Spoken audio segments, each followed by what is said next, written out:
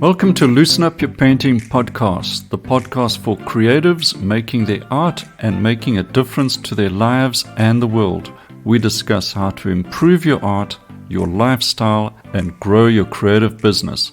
I'm your host, Malcolm Dewey from malcolmdeweyfineart.com, and let's begin.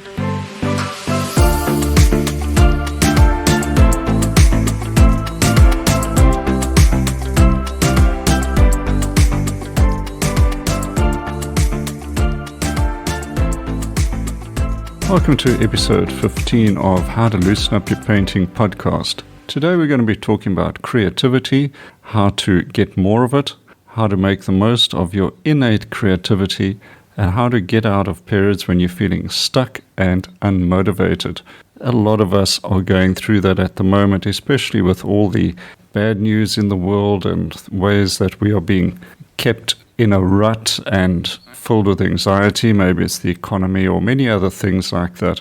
But we let that get in the way of our creativity, and that's unhealthy and is not good for us and our relationships. And most importantly, getting your creative juices flowing and producing the work that you are required to do as an artist, a creative, and a human being. So I'm going to look at some strategies you can employ to get that creativity pumped up again and get you back in the studio working and doing what you love to do. Right, let's jump in with this month's episode. Now, what happens when you feel stuck and you simply do not know how to proceed with your painting or even just being creative? So in this lesson, I'm going to talk in general about some tips and tricks you can try out to help get yourself unstuck and get straight back into your painting and being more creative. Now, one of the great ways that I find when I get stuck or I'm not sure how to continue with a painting is to sit down and have a look at some of my art books. Now, I've got books on all sorts of artists and techniques, but the ones I enjoy the most are books about the Impressionists.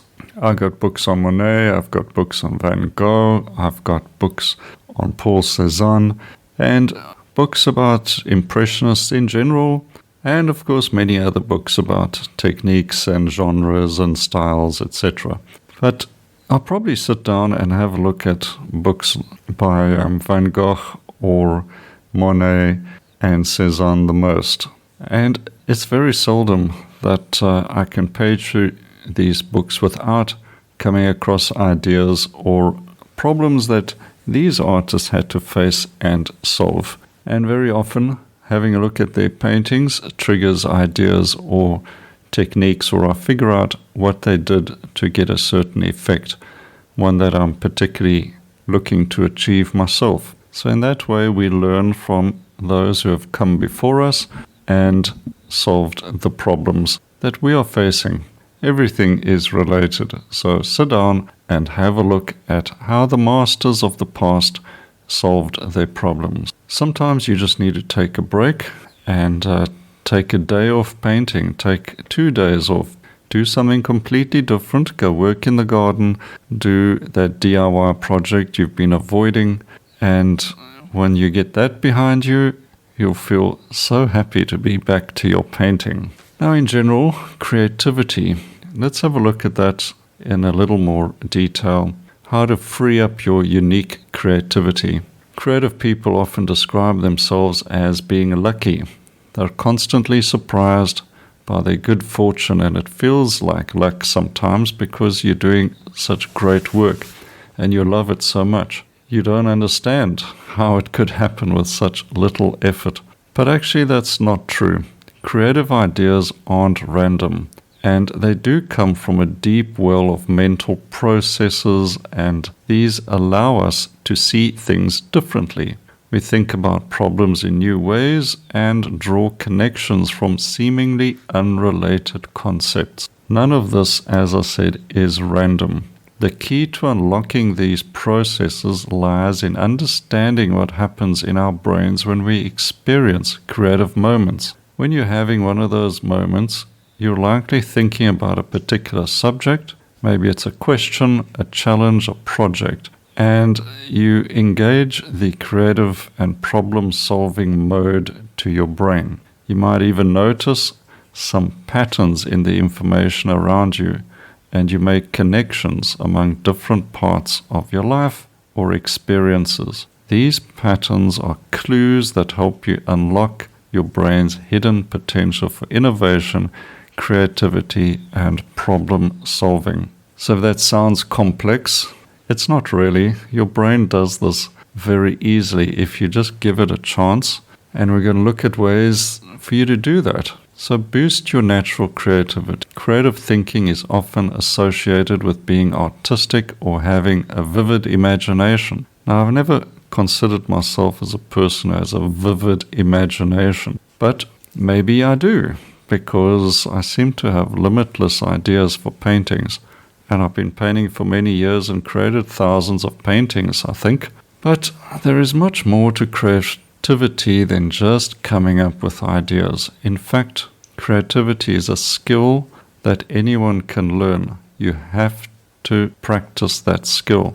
And I'm sorry if people say, well, I'm just not creative, but that's not true. It means you're just not giving yourself a chance and you haven't practiced enough. It's like me saying, well, I couldn't run a half marathon because, in fact, I hate running. And jogging, I find, is terrible. But the reason I can't run a half marathon is because I've told myself I hate running and I don't want to practice running. But if you said I needed to do a half marathon to save my life, or maybe raise awareness or funds for a cause I particularly have to be a part of, something really significant. And if I learned how to run by walking and then slow jogging for 100 meters and then building up over time, yeah, I'm pretty sure I could manage a half marathon. So you don't have to be a genius to be creative. All you need is some basic understanding of how the human brain works and a willingness to put in the effort. So let's have a look at a few ideas to develop this skill. Focus on what you have to achieve. Perhaps I should rather say not what you have to achieve, but what you want to achieve. Right? So you want to paint. You love painting. You want to paint that painting. So now this want has to be something you can work towards without too much unnecessary effort. Just get your creative thinking engaged. So first, know what it is you want to achieve. This doesn't mean that you have to write down every detail about your idea, but it does mean that you understand why you want to pursue this particular project. Once you've figured out your goal, you'll be able to make better decisions about where to spend your energy. But what if you fail? So what? Don't be afraid of failure. This isn't jumping out of an aeroplane without a parachute. Okay, it's not life or death. The biggest mistake most people make when trying to improve their creativity is to avoid failure altogether. When you're afraid of failing, you won't try anything new because you're too worried about making mistakes. And without even realizing it, you end up limiting your potential. Instead, embrace failure. You don't have to like it, but you have to accept it as a stepping stone to success. Don't worry about what people will think of you. Don't get afraid. Don't be embarrassed. It's not the end of the world. Learn from each attempt and keep moving forward. As long as you don't give up, you will never fail. Trying is the path to success. Trying is not failing. Okay, here are a few things that every artist or creative person needs to do. And I think number one, it comes with observation. Develop and use your artistic observation. Our ability to create begins when noticing and appreciating the things around us. We start with mindful observation, or observing and appreciating the details in our surroundings. By improving your observation skills, it will allow you to see things others don't notice. You'll begin to notice patterns and details that are invisible to most people. If you're a painter of landscapes, you will notice things that most people just let go by and they miss so much. I've always said if you're a tourist or traveler and an artist, you probably don't even need a camera. You just need to look and you will see so much that people miss. So by doing this, you allow yourself to appreciate the beauty of nature, the elegance of your surroundings, and the wonderful sights and scenes that are around you and may even be mundane to anyone else. So being observant means paying close attention to the things around you. When you find a subject that draws your attention, spend time observing it. Forget the logical description, for example, oh, that's just a tree.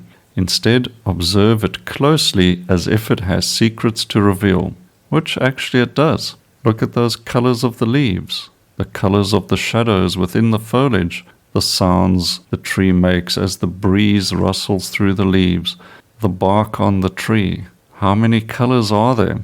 The textures. How does the light show up colors one moment and then the next? The curve of the branch or the trunk, the shadows the tree casts, and so on. You get the idea.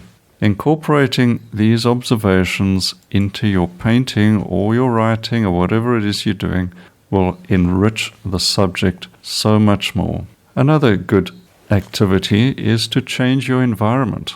A lot of people think that it takes a special place to inspire creativity. For instance, you have to travel overseas. But a simple change of environment can trigger fresh and creative thoughts. And you can save yourself all the hassle and the expense of that overseas trip because you could get that in your own environment. Just change things from time to time and you will inspire new creative thoughts. Some of the most inspiring places could be visiting a cafe, a library, a park, a museum, or a trip to the next town. While working in a library or a museum, some people feel more focused and productive. However, sometimes this may be a distraction and doesn't inspire you. So you will get to know yourself and figure out, are you that person who likes to type your novel out in a cafe? Or would you rather be doing this looking out a cabin over some forests? So what does this tell us? Well, it could be that we need to change our surroundings in order to spark our creativity. It seems that many people spend far too much time in our homes, and that is truer than ever, isn't it? So you need to get out into the real world, even if it is just around the corner. Take a creative walk. Studies reveal that simply taking a brisk walk around your neighborhood improves your ability to think creatively. I can relate to this. I certainly have many reasons why I have to go for a walk because I have a dog, but this twice daily walk does wonders for freeing up my mind and getting some fresh air, which seems to stimulate my brain a little better. Researchers also have had participants complete a short questionnaire about how often they engaged in physical activity, whether it's running, biking, swimming, hiking, dancing, whatever. And then these researchers asked those same individuals to take part in different tasks designed to measure divergent thinking. These included visualizing alternate uses for common objects, coming up with alternative endings to stories, making connections between seemingly unrelated ideas, and generating random words. After completing each task, participants filled out another survey regarding their experience.